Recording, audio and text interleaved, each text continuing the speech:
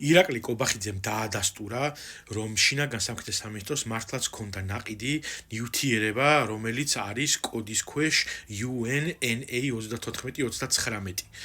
თუ გადაამოწმებთ აი ის ადამიანები, რომლებიც ეხლა აპარავებთ ამათ და ხალხს დასცინით და დაგუგლავთ, ნახავთ, რომ აი ამ კოდის ქვეშ არსებულ ყველა ნივთიერებას მინიჭებული აქვს 6 და 1 კოდი ტოქსიკურობის, ანუ ითვლება საწამლავად.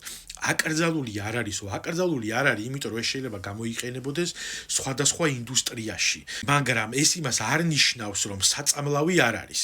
მასი დარიშხანიც არ არის აკრძალული და შეიძლება კბილში ჩაგიდონ. მაგრამ ეგ იმას არ ნიშნავს, რომ მაგითი შეიძლება ადამიანები დაშალო.